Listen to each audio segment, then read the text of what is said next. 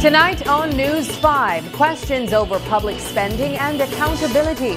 The Prime Minister defends controversial Ministry of Defense payments and weighs in on whether the Auditor General's findings will see the light of day. A major shakeup in tax administration moves closer to reality, but not everyone is on board. The Public Service Union sounds the alarm as government pushes ahead with a new revenue authority. Consumers want answers on soaring electricity bills. Tonight, BEL's executive chairman explains what's driving the numbers and what relief may be ahead.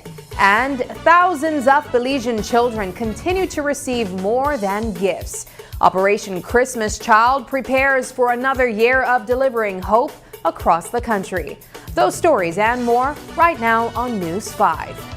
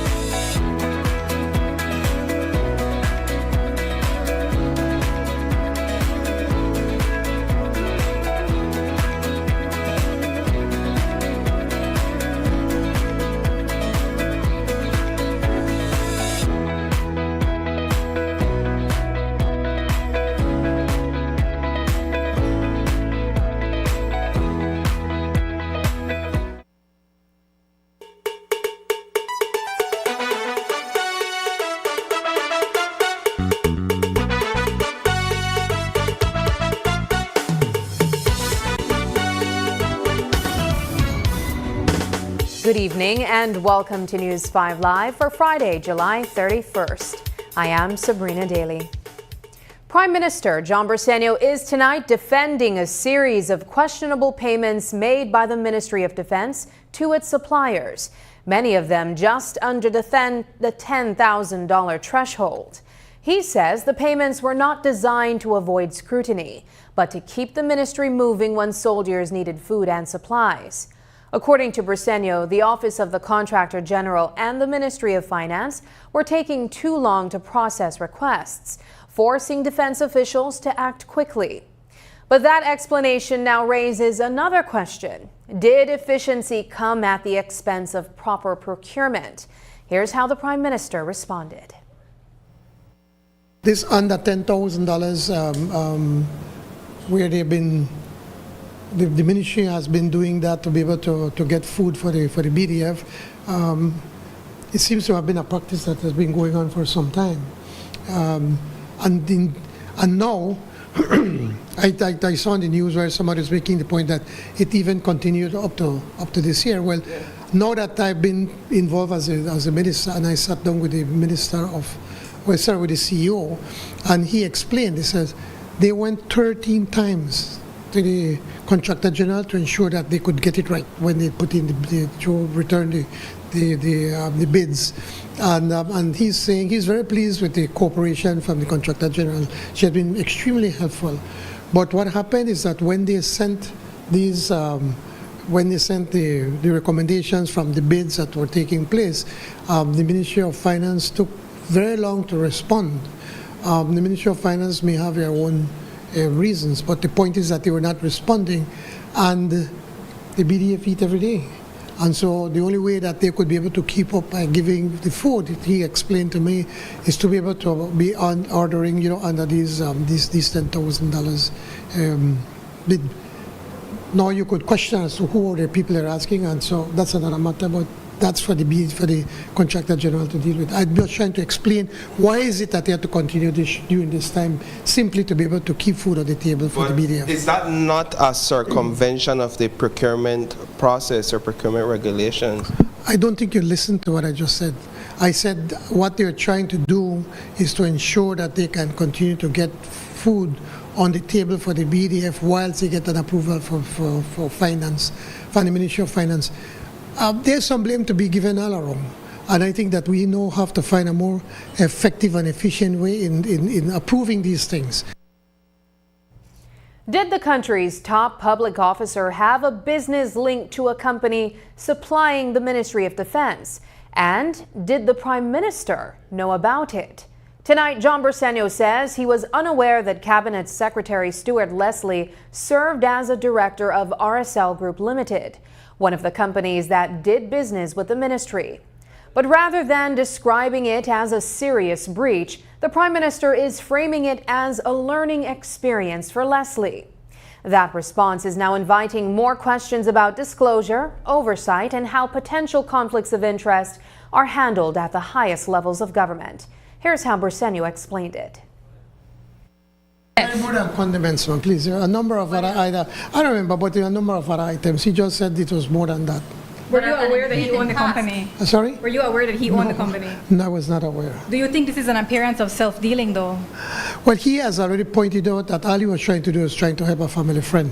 And, in hindsight, you have 20/20 vision. I know, and he said, Prime Minister, maybe I shouldn't have allowed. He wasn't fully aware what all that was taking place, and in a sense. But he has been very clear that he at no time called anybody to be able to, for them to be able to get any kind of contracts or any kind of special favors. And obviously, when you see the amount of business that they got, they weren't really getting any kind of special favors. So sometimes, we don't think things through, and so we look back and say, shucks, I should have been doing it. I could have been doing it better. I could have been different. And so it's a learning process for everybody. RSL Group Limited was also among the companies that received multiple payments below $10,000, though their stake in the entire supply chain was very low. Will the public get to see the Auditor General's report on the Ministry of Defense's financial records once it is completed? That was the question we put to Prime Minister John Bersenio today. But his answer was not a clear yes. The PM says he cannot guarantee that the report will be released immediately, explaining that he first needs time to review it. That raises another important question tonight. Why does the Prime Minister need to look over the findings before the public gets to see what's inside? Well, again, the audit is ongoing right now, and I really need to be able to see what is it that you're talking. And I think they reported, I think, to the Financial Secretary, not even directly to me.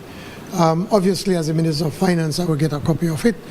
But I don't see no reason why we would not make that audit public. Immediately. I wouldn't say, well, immediately. I'd have to take a look first. But then when it goes to the National Assembly, it can't be altered anyway. So, why would you need to say, okay, well, I'm gonna look at it first? Is it to delay how long? I don't understand. Because that's a process. The process is that we get the report and then we table it to the National Assembly. So I don't want to comment about immediately, but let me take a look at it and before I could be able to comment, because I think we need to see what is the best way to go about it, but it will be made public. Prime Minister John Bersenio says Florencio Marin and Oscar Mira will remain on administrative leave until he receives the Auditor General's report and is able to make a decision. Before auditors can say whether taxpayers got value for money at the Ministry of Defense, they must first dig through a massive paper trail. The Office of the Auditor General is now reviewing procurement practices, store management, and possible conflicts of interest involving suppliers to the ministry. Prime Minister John Bersenio has asked for the audit to go as far back as 2015. But Auditor General Maria Rodriguez says her team is focusing first on the more recent transactions that raised public concern. And according to Rodriguez, the investigation is much wider than many may think. Here's how she explained the scope of the audit. I think some people are going with just the conflict of interest audit. We're not just doing the conflict of interest, the alleged conflict of interest. We are focusing on 3 lines of inquiry, which is how the bidding process happened, the purchasing situation, as you all have displayed those short payments that have been occurring, and as well we're looking at the management of stores. So it's a big audit. But we plan to complete it and ensure that we submit information, valuable information regarding what happened at the Ministry of Defense. Would imagine this audit may require you and your team to ask a lot of questions of a lot of people. Yes. It's part of the audit process. We meet with different persons, we meet with different stakeholders, key players in all this process. The list is getting big. In terms of the Prime Minister's request to take the audit back to 2015, what are we looking at from that aspect? I did receive a request from the Financial Secretary, and I responded saying that I do not have a problem going back 15, 16, but our priority is our ongoing audit at this point. So that audit can come after we completed this portion of the audit, which what I explained to you, the bidding, the purchasing, and the management of stores for more recent years. The audit beyond 2020 would seek to uncover potential wrongdoings under the UDP administration. Prime Minister John Bersenio says he is not troubled by the new makeup of the Recondev board, even after public criticism over the appointment of Myrna Waite, who is seen as an ally of Minister Oscar Mira. Waite replaces Brian Mira as chair, but the change has not quieted concerns about influence inside the organization. Tonight, the question is not only who sits at the head of the table, but who still makes the decisions behind it. The people that are there now, when I asked about them, I was told several of these people have been newly just appointed in January. And I know there were some questions about Ms. Waite, but Ms. Waite is a woman of integrity. She has been in that there from before. And I felt that if we could leave her there as the chairperson, you could have some kind of continuity. But there has never been any negative thing about her. There was no allegations against her, and that is why I felt that it is best if we could keep her there. Myrna Waite is also the president of NTUCB President Ella Waite. Coming up, government says Belize's ballooning public sector wage bill needs fixing, and it's seeking an $8 million loan to do it. Is borrowing money the answer to cutting costs?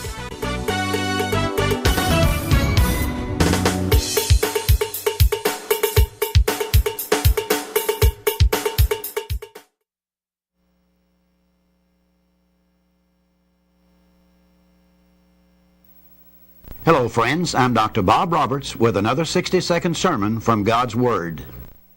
The Bible says, "Why standest thou afar off, O Lord? Why hidest thyself in times of trouble?" Trouble is a word we like to avoid and an experience we want to escape. But how we respond to trouble will make us bitter or it'll make us better.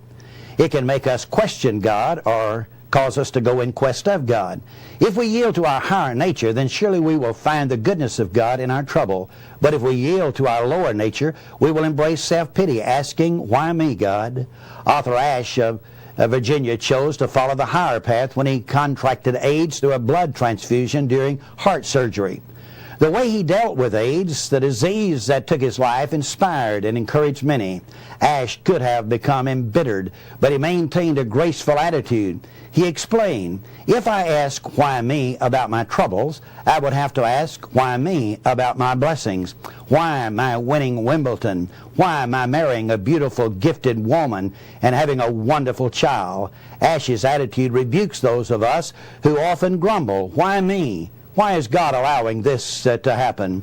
Instead of "why me," maybe we should ask, "Why not me?" Maybe we need to sing the old song, "Are you ever burdened with a load of care? Does a cross seem heavy you're called to bear?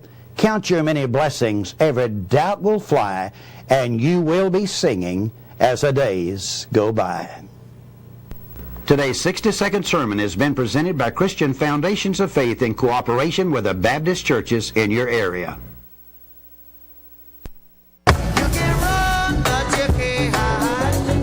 Brad's gaming companies have lost a major court battle over millions of dollars in tax assessments tied to Bolido and jackpot operations. The High Court ruled that Brad's companies must pay the $5 million in business tax they owe the people of Belize and that they were wasting the court's time.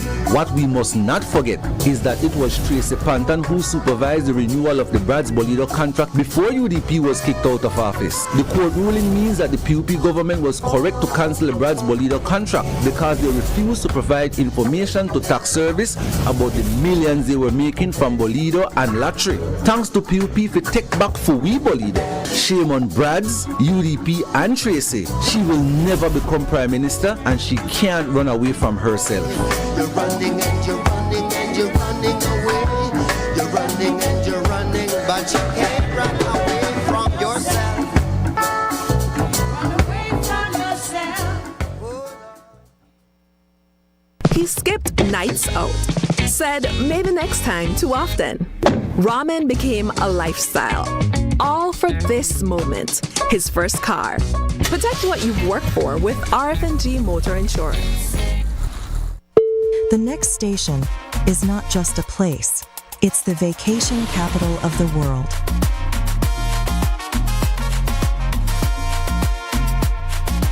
Mexican Caribbean, the vacation capital.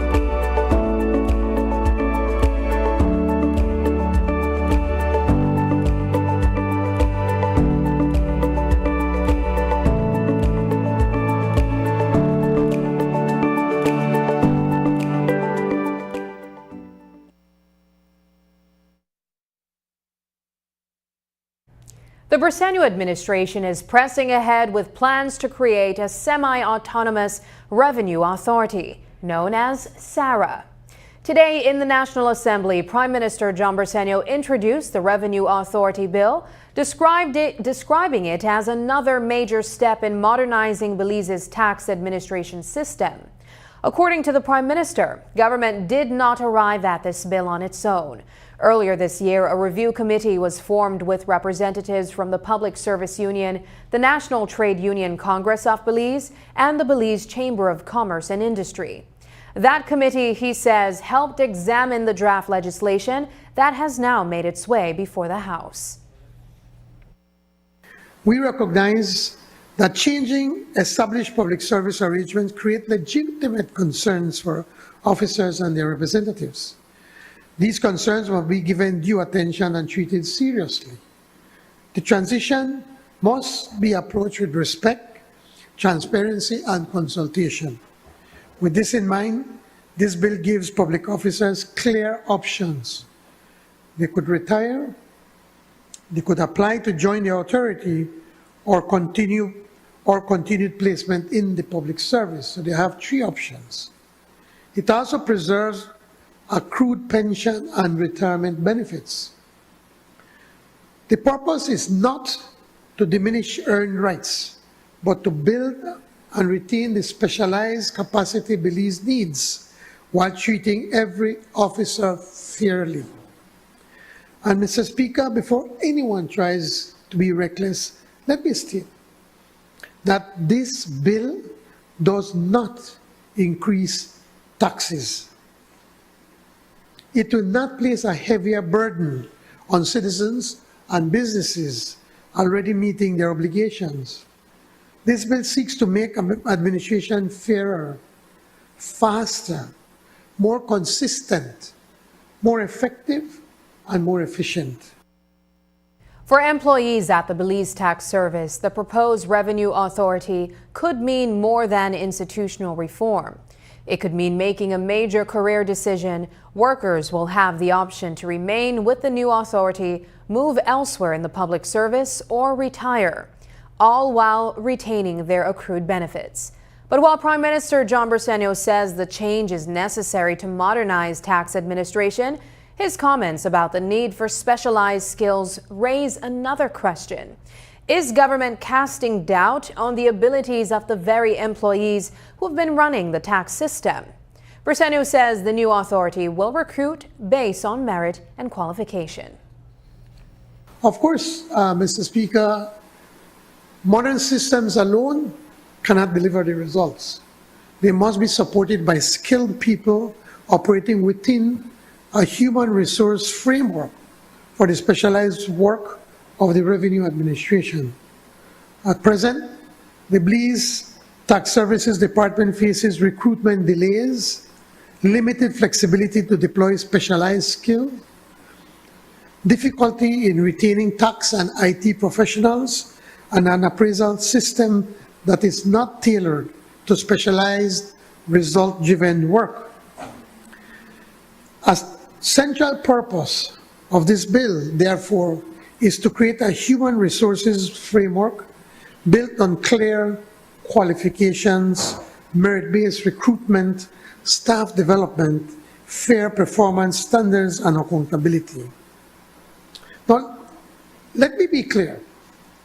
This is in no way a criticism of our public service institutions or our public officers. Rather, it recognizes that revenue administration has particular skills that they need, as do other specialized public bodies such as Central Bank of Belize or the judiciary. PM Briceño says the Revenue Authority will be led by a qualified chief executive officer and a 7-member advisory board. Tax service employees want answers as government moves to create SARA. Today, workers met to review the proposed law, raise concerns, and discuss their role in the transition. PSU President Dean Flowers says frontline officers must be heard before the reform moves ahead. There's a sense of pride in the union at this point in time, because the turnout today is a demonstration of a group of public officers who understand that the public service needs to be shaped by public officers. The people who are responsible for the delivery of public service must be part and parcel of the decision-making processes in public service, or it's not going to work. And so what we have here today is a group of public officers who understand the critical role that they play in shaping policy decisions. And so today we hope that the feedback that we will get from them will help to give us a position in shaping what will be SARA. You cannot leave public service to politicians in this day and age, because what we will get is more and more of what we already knew existed, but now what is being demonstrated publicly through the mere millions. So today's meeting is to shape the legislation and to ultimately influence what will be SARA come October or whenever it is that the government satisfies the demands of the public officers who will be responsible to roll out that system.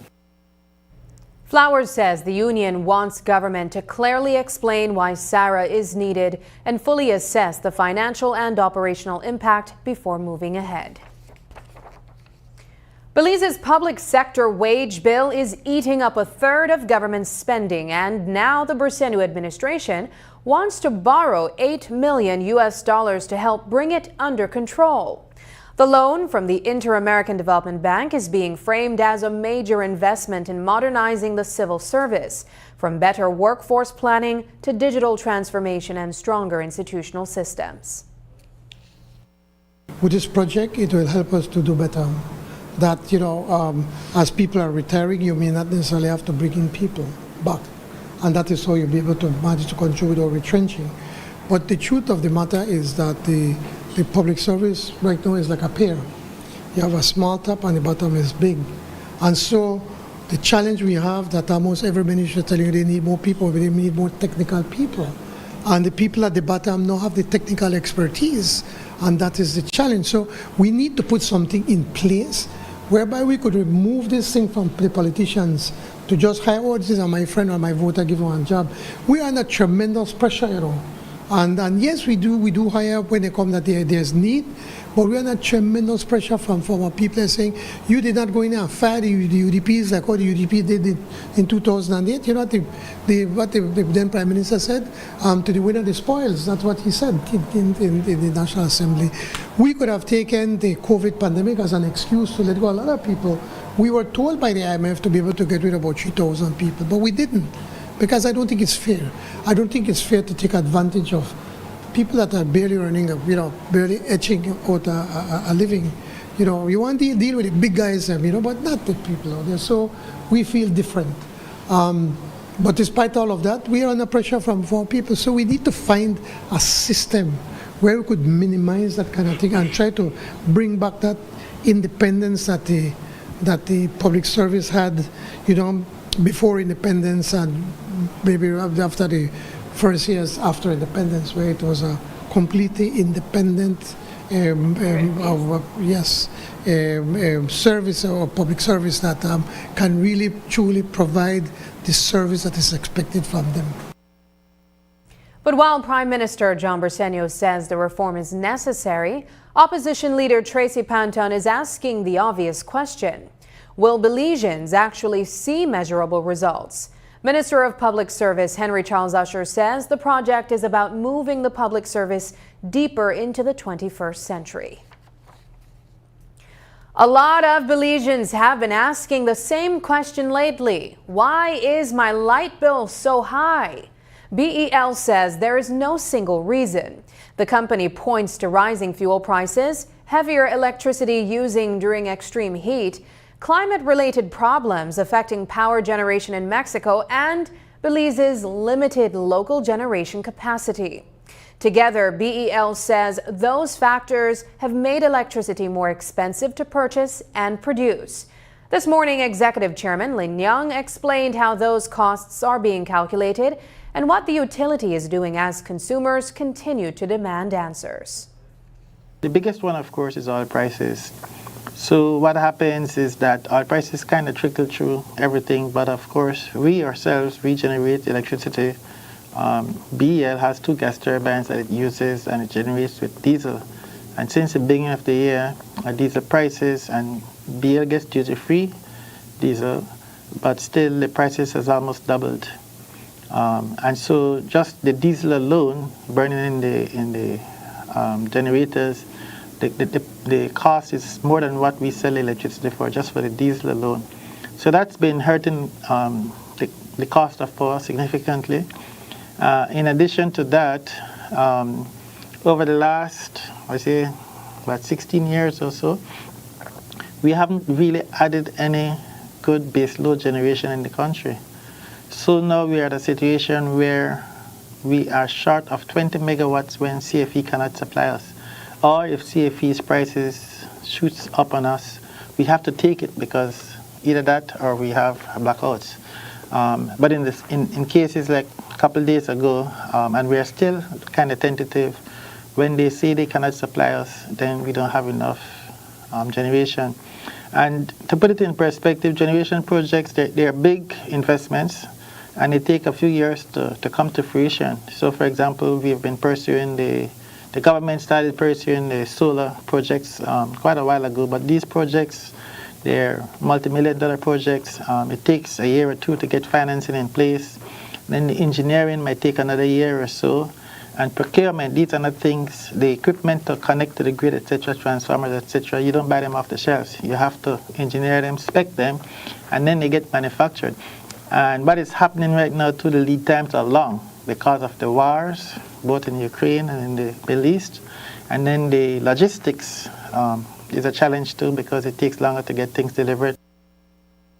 Young says power costs have jumped sharply. At times, Belize has paid Mexico's CFE as much as $1 per kilowatt hour, while BEL sells power to customers for no more than about 44 cents Belize. That gap, he says, is putting real pressure on the company. After the break, the Maya Land Rights Review hasn't even restarted, and already a battle is brewing over who gets a seat at the table.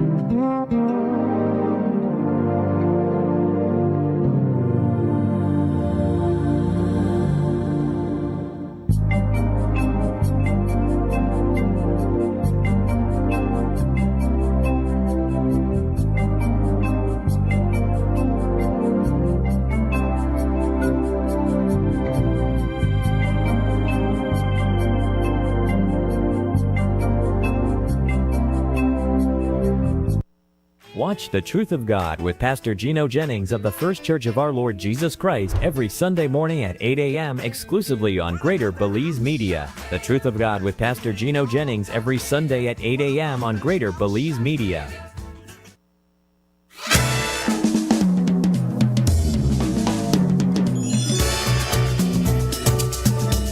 Nestled away in the quaint Belize River Valley, Black Orchid's Panda River Restaurant offers a variety of great dining areas and experiences with an excellent variety of local and international cuisine, with healthy meal options for vegans and those with health concerns.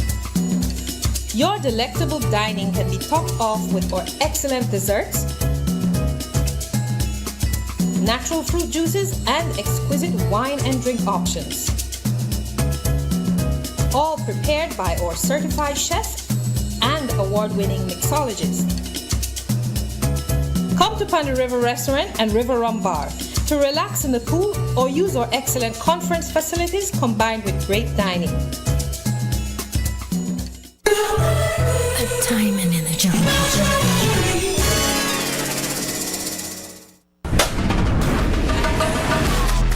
Easy. Accessible. Safe. Yours. Digi Wallet. Easy, accessible, safe, yours.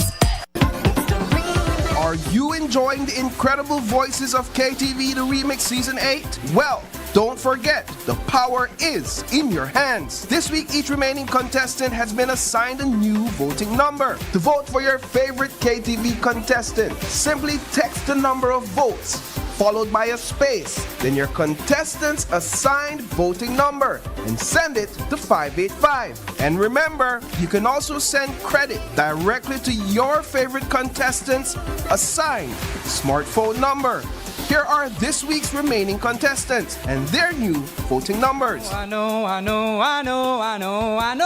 to leave the young thing alone, but ain't no sunshine when she's gone. Turn me down, oh, but tell me who's getting all of my, I want one moment in time. When I'm more than people want diamond rings, and some just want everything, but everything means nothing. Everywhere I'm looking now, I'm surrounded by your embrace. Baby, I can see your halo. I'd risk my life to feel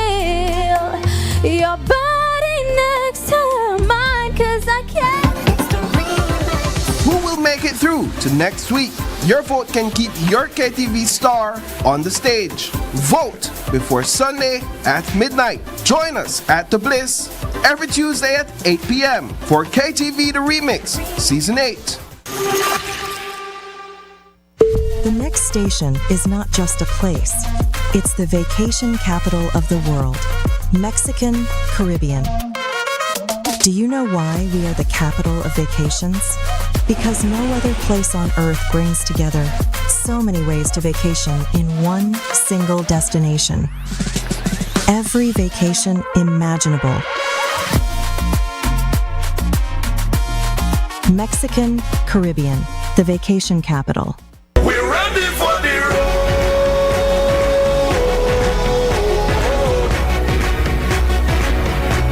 We're ready for the road.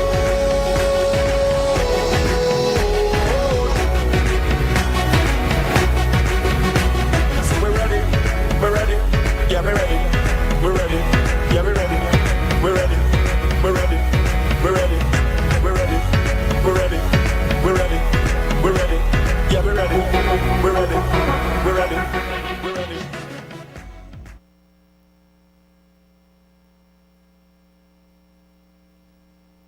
Stay connected in the USA for as low as $10. With Smart Roaming Data Pass, staying connected is simple and affordable. Get the data you need starting at 1,000 megabytes to stay connected to larger plans that keep you online while you travel across the USA. So you can message, browse, video call, and navigate wherever you go. No SIM swap, no bill shock. Just simple, affordable pricing. Activate easily by dialing *100# using the Smart app or online. Smart Roaming Data Pass. Staying connected the smart way. Smart, bringing people together.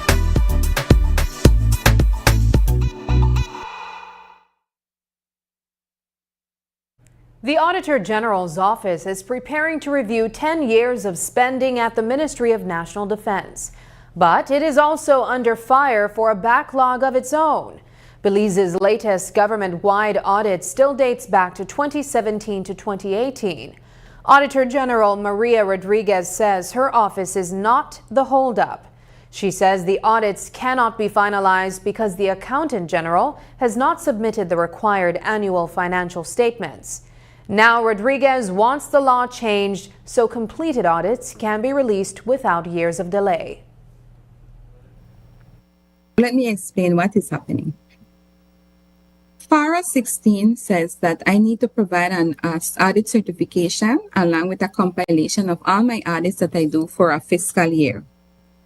So for me to provide an opinion, I need to receive the annual statements from the Accountant General. The last annual statements received was for 2017-2018, which is what I tell you will be tabled tomorrow, should be tabled tomorrow. I depend on her to submit her work for me to be able to submit my work. And again, I go back to the reason for our session today, which was to begin the conversation that I don't want to wait for her and I don't want to wait for the Prime Minister to table my work. I want to be able to share my audits with the public as soon as it is completed. And so I have asked support from IDI to help me come up with a possible solution as to how to remove the backlog from audit reports. We have hundreds of reports from 2020, 2017, 2018, 2018, 2019, 2019, 2020 that we can compile every year and submit without waiting for the annual statements. But because of FARA, I have to wait. I have to wait for that submission. And so the delay is really on the accounting aspect of it, not the auditing aspect of it. As long as it is submitted, it will be audited, but it's not being submitted at this time. Opposition leader Tracy Panton is questioning whether the Auditor General's investigation into the Ministry of National Defense is truly independent. She's calling for a forensic audit, claiming the office has been compromised. But Auditor General Maria Rodriguez rejects that outright, saying politicians do not direct her work and that she alone decides when an audit moves forward. I feel like the Auditor General's office has been compromised. The Auditor General should not wait for direction from the Prime Minister's office to do an audit. She is a constitutional office holder. She responds to the National Assembly. And the fact that she has been waiting for direction and guidance from the Office of Prime Minister is already, to me, has already compromised what potentially can come out of that audit. There is no way that anybody can call me and tell me you cannot do this audit or you are supposed to do this audit. There's no way. What happens is that many ministries find themselves caught up in all sorts of fraud, all sorts of non-compliance issues, and they don't know what to do. So we are called and we're asked to come in and give recommendations, do an audit, give a recommendation. So that's not telling me what to do. It's asking me to do my job, and that's what I do. But there's no way anyone can interfere with us. Operationally speaking, we have it. We have the framework, the legal framework to proceed with our audit work. Now, what we don't have is the fact that we depend on line ministries to get our budget, to get our HR resources. I must say, though, that when I started, I've received collaboration from both the Ministry of Finance and Public Service to ensure that I have additional budget when needed, and as well as being a part of the interview panel process to obtain my technical staff. Tracy Panton says only an independent forensic audit can give Belizeans the transparency and accountability they want at the Ministry of Defense and across government. She says she has no confidence that the Auditor General's office can deliver an uncompromised report. Before the review panel even resumes work on Maya customary land rights legislation, a new fight has broken out over who gets a voice in the process. Government has added a representative for private landowners, but the Maya Leaders Alliance says that shifts the balance against them. Senior Counsel Andrew Marshalek says the seat is necessary because any new land must also consider competing third-party claims. Tonight, we hear both sides. There's a review panel constituted, 2 members appointed by the government, 2 members from the appellant side, Maya Leaders side, and now government has decided to add a representative from the third-party landowners. If there's competing claims against the same space, clearly everybody can't get the same space. You'll have to find a way to share it. It is a concern, and I will tell you why. It's a concern because our fight, if you want to put it that way, is with the government of Belize. It is the government of Belize that have failed to recognize and respect our customary land tenure rights. It's not the third parties. It is the government of Belize. So the 2 parties in this matter are the Maya people who are being violated and the government of Belize who has a duty to protect our rights and is failing to do their duty. Now, if you're going to introduce the third parties to this review panel, then what are you doing? It is very crystal clear what you're doing. You're trying to shift the balance of power around the table. If you have on the negotiating table, you add another one that will support and oppose what Maya people propose, then that's the effect that you're trying to accomplish. You're putting us against private landowners. We don't have a fight with private landowners. We have a fight with government for failing to protect us. But what the government is trying to do is put us against each other. I think that is crystal clear to all Belizeans. We see what is going on. And so with the review panel, they're not serious. The Maya land rights talks are also deadlocked over how much land should be recognized. Government says its draft law offers a fair formula, but insists Toledo's land's resources are limited. The Maya Leaders Alliance says that argument only delays recognition. It says communities have already mapped their traditional lands, and if government does not move, the fight could return to court. The draft, as you know, right now provides for the automatic recognition of land measured by reference to 5 acres times the population, the Maya population in South. That doesn't mean that everybody gets 5 acres. It's just a total. You have about 30,000 to 40,000 Mayans in the south, 5 acres per person, 150,000, 200,000 acres. There are about 1 million acres in Toledo. Our people have spent days in the bush harmonizing their boundaries, marking them out so that the government can come and just easily walk and see this is where our boundaries are with each other. This is how far we use the land. There is nothing stopping this government from recognizing and giving title to those leaders who have finished their boundaries. And so we call on the government to really take its place. Show us that in fact you have a will to show good faith to the Maya people. But if we go back to the review panel and we continue to argue over the same things and there's a fixed position and there's no possibility of considering an alternative, then that is a useless process. Well, we will let them finish their law, their bad law, and then we will go back and litigate because that's the options that are available to us. At the end of the day, there's only so much land in the Toledo district, and it can only be shared among so many people if you expect a certain amount of land. I mean, it's just maths. It's going to run out. There's only so much. So you have to be sensible and rational in how you treat it. Up next, the court has spoken in the long-running gaming tax dispute. Now the big question, will government move to collect the millions at stake?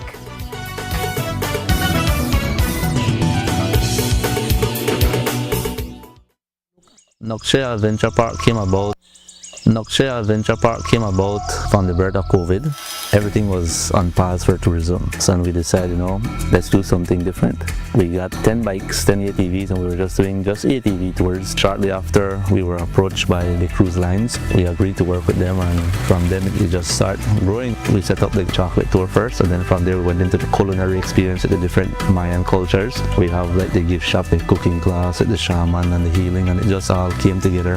When you reach a certain point, you need investors, you need partners to come into your business. Atlantic Bank just make it easy. Even my 7-year-old could do it. Atlantic Bank, building the future together.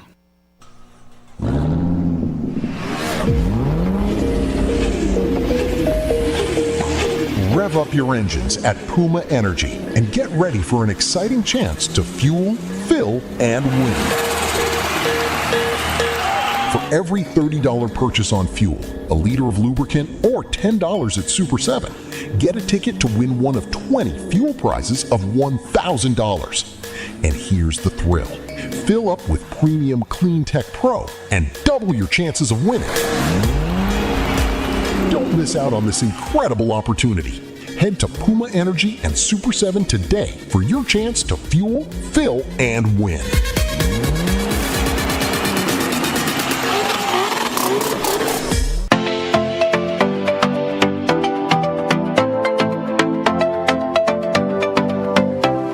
Ishmael from Beltrade. Check out the show. You don't want to miss what's on offer for MSMEs in Belize and in the tourism industry specifically. Hi everyone, I'm Boris Iraeta. Please don't miss the next Belize Travel Beat show. We will be talking about the importance of SMEs in the regional promotion tourism in Central America. Hi, I'm David from the Center of Promotion of MSMEs in Central America and Dominican Republic. Don't miss the next show of Travel Beat in Belize. Join us for the next episode of the Belize Travel Beat. We'll be talking about how small, medium, and micro businesses can benefit within the tourism industry.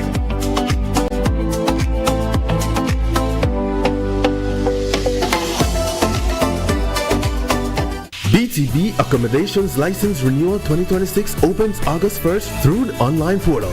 BTB is also having its license renewal clinic countrywide, starting August 10th in Corozal, then in Orange Walk, Key Cocker, San Pedro, Hopkins, Placencia, Toledo, Belize City, San Ignacio, and Belmopan. Remember, to successfully process your renewal at the clinic, managers with portal access must bring updated electronic copies of renewal requirements. Licenses will be ready the same day at the clinic. Accommodations operating beyond October 31st, 2026 without successfully completing the renewal process will receive a violation ticket. Operating without a valid license commits an offense. For more information, please contact our compliance officers at 227-2420 extension #247. Email hotels@BelizeTourismBoard.org or WhatsApp us at 635-3688. Renew your BTB accommodation license through the online portal starting August 1st, 2026 or look out for the renewal clinic near you.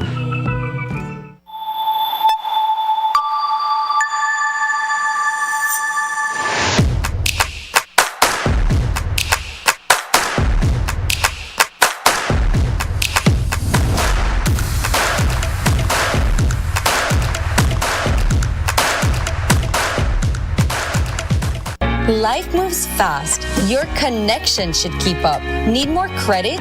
More data? A flex bundle that fits your lifestyle? With Smart Prepaid, they're a prepaid option for every lifestyle and budget, making it easy to stay connected wherever you are. Because with Smart Prepaid, you can connect on your terms. Purchase credit, data, flex bundles, prepaid plans, and all your favorite prepaid services at any Smart agent, Smart showroom, or simply dial *100 key. No stress, no waiting. Just fast, easy, convenient ways to stay connected every day. Smart Prepaid. Connect on your terms. Before our grid reached across Belize, it was built by generations of Belizeans committed to connecting communities and powering progress. Through the hands, the dedication, and the vision of our people, the grid grew with Belize. A nation built through strength and resilience, and a network built pole by pole. Today, that responsibility continues, strengthened by every hand that follows. Each generation building on the last and carrying forward a shared responsibility, serving communities, powering schools, hospitals, businesses, and homes, supporting a nation that continues to grow. Belize Electricity Limited, built to serve, serving Belize.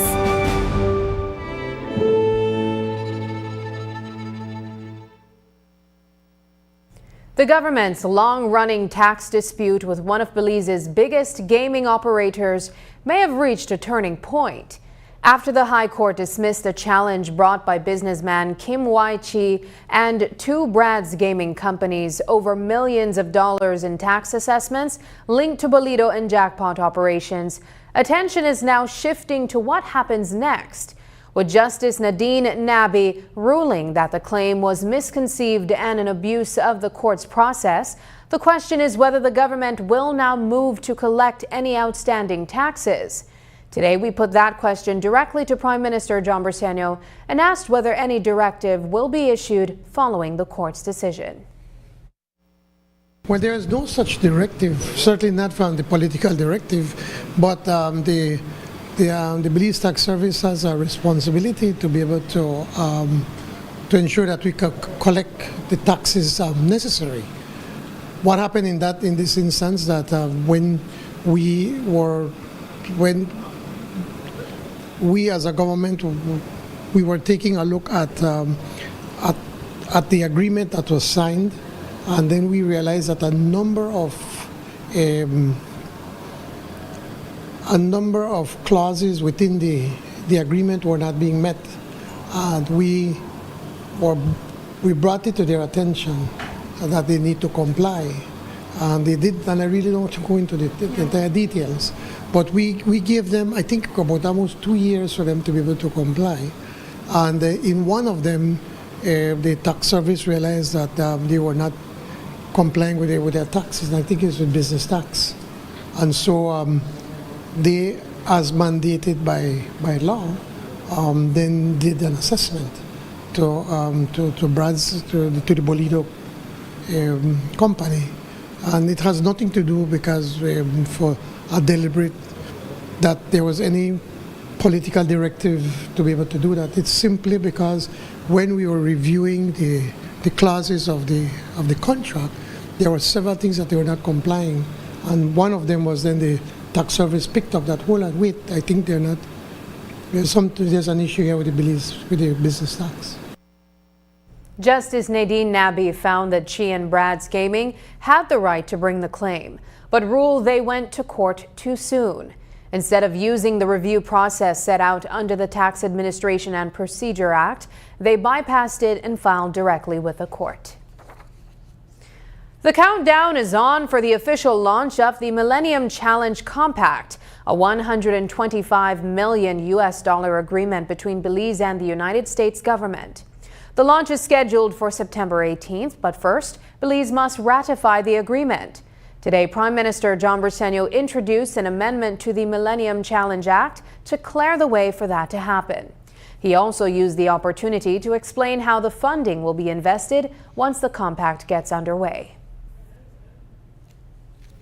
Mr. Speaker, I would like to take the opportunity to reiterate my government's support for this program and restate our commitment to see the program through a successful conclusion. And I take the opportunity to publicly ask the leader of the opposition and her members also to support what we're doing. This is something good.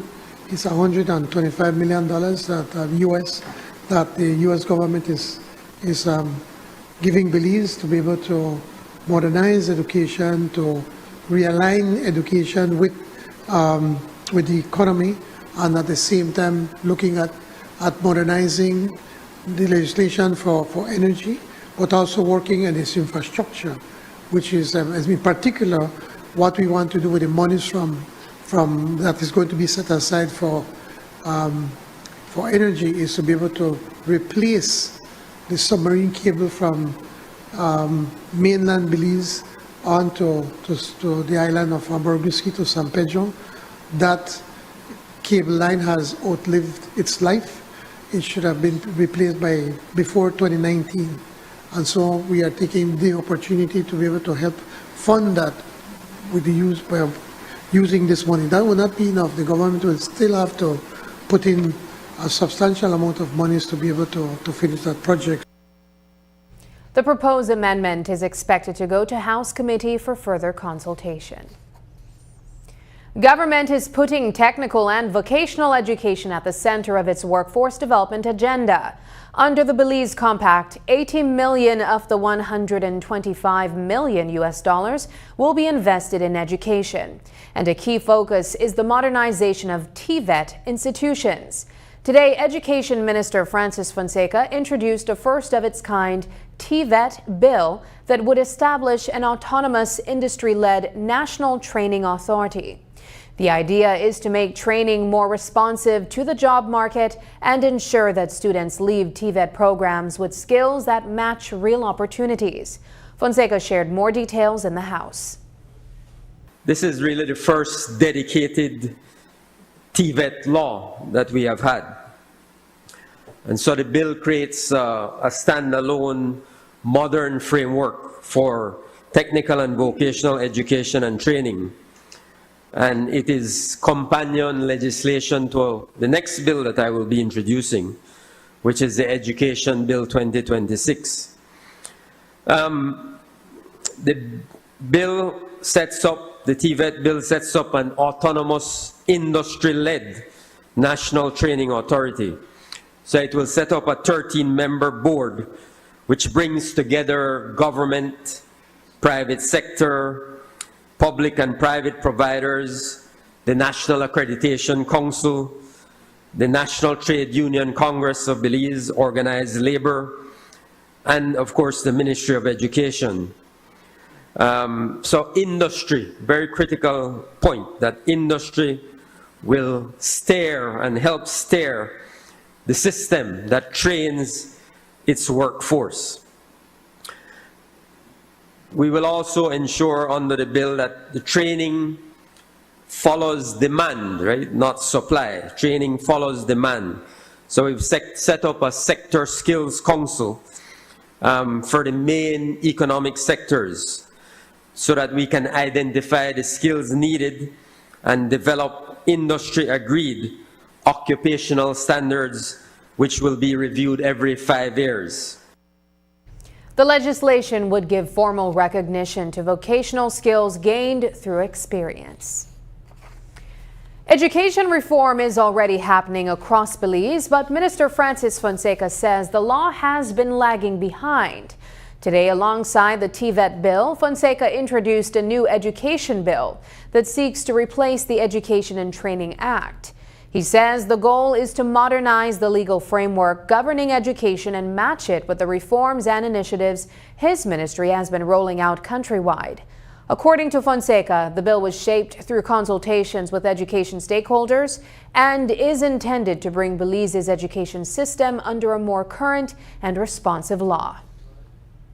At the heart of this bill is a reflection and an understanding, really, that the education system has really outgrown its legal foundation.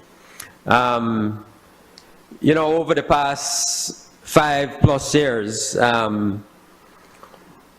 we have introduced a number of important new initiatives, policy reforms. We have,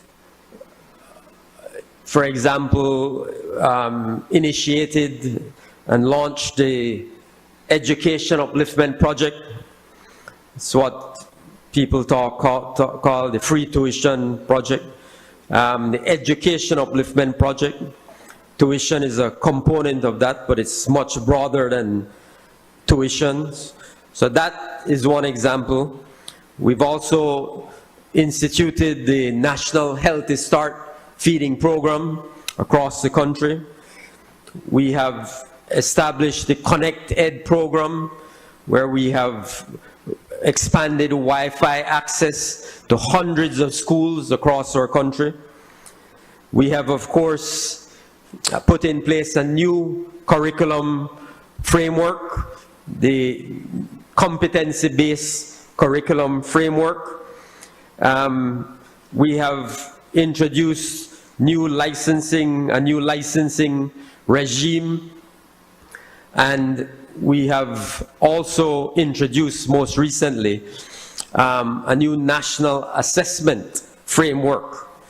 So a lot of new initiatives, a lot of new policy reforms, and the legislation has not been keeping pace with those initiatives and with those reforms. So that's really the central objective of this education bill. The bill also preserves and strengthens that long-standing church-state partnership. Still ahead, Belize's national awards could soon get a major upgrade as Prime Minister Briceño moves to create 2 new honors recognizing patriotism and exceptional bravery.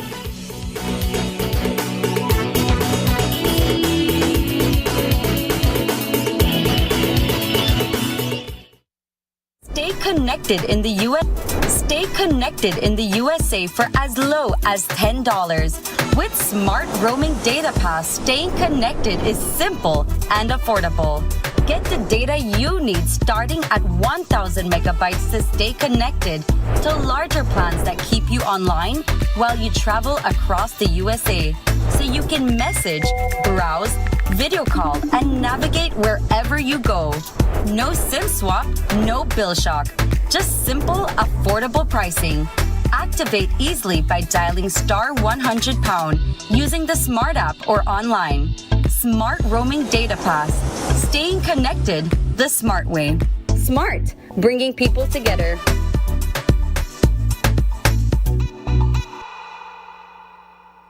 Every dollar you save today is a seed for tomorrow.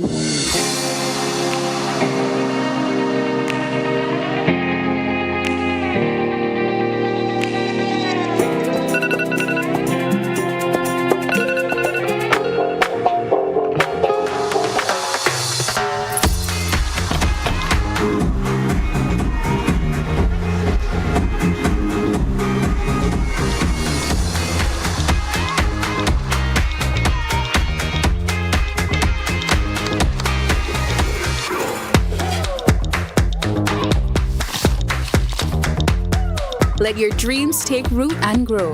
Belize Bank. Your future, our commitment.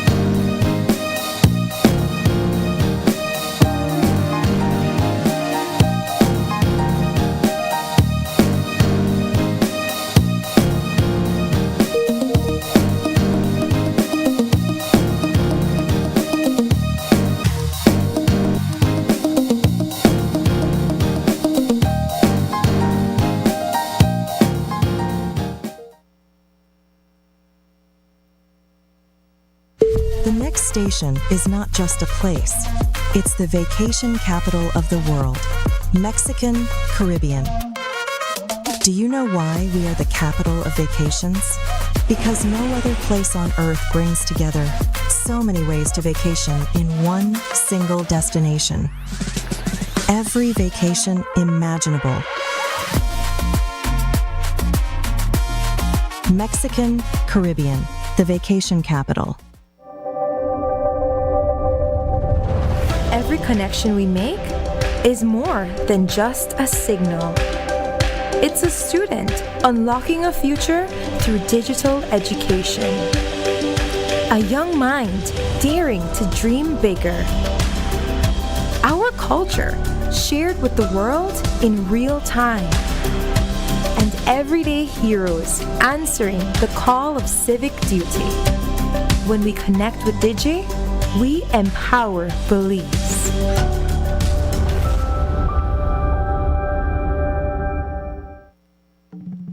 The National Celebrations Commission, in collaboration with the Belize City Council and the National Institute of Culture and History, proudly invites you to celebrate Emancipation Day at the annual Ibo Town Festival on Saturday, August 1st, 2026.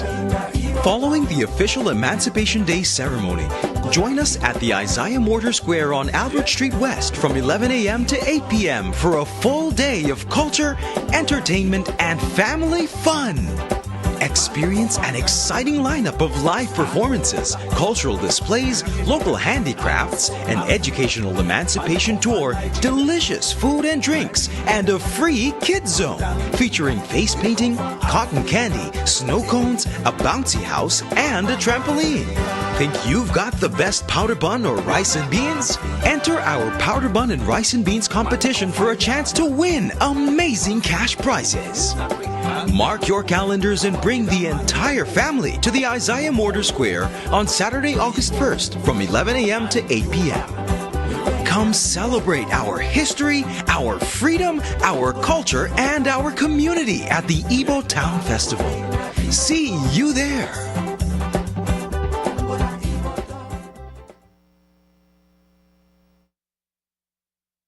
When pilot Howard Grange showed extraordinary bravery during a hijacked domestic flight last year, the country wanted to honor him properly.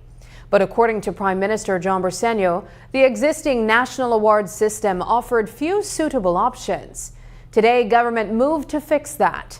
The Prime Minister introduced an amendment to the National Honors and Awards Act to create 2 new awards: the Order of National Pride and Patriotism Excellence and the Award of Valor. With the September celebrations approaching, Briceño says the new honors will give Belize a stronger and more fitting way to recognize courage, patriotism, and outstanding national service. As we all know, I think was it the last year, April, when we had a person who had serious mental problems attempted to hijack one of our planes, a local flight. And we believe back then that Mr. Hall Grange acted with incredible bravery. He remained calm at all times and even, played out with this person, letting him believe that, the plane is going to the United States, talking in Spanish for him to believe that they were in Mexican airspace. And it required incredible bravery, incredible calm, and to be cool during that time, and even at the risk of his own life. And I know he was I think he was stabbed a few times. But because of his act of bravery, we managed to save pretty much all of the lives of the people in that plane. And so when we wanted to give him a special award to recognize his bravery, it then came to attention that that there's nothing with the different medals that we have that where we could fit him in to properly recognize what he has done. For more than a decade, Operation Christmas Child has delivered hope and support to children across Belize, providing more than 7,300 gift-filled shoeboxes each year. Led by Samaritan's Purse, the program partners with local churches to share Christian values and mentorship opportunities. This week, regional and local leaders gathered in Belize to plan the next distribution and expand the program's reach. News 5's Brittany Gordon reports.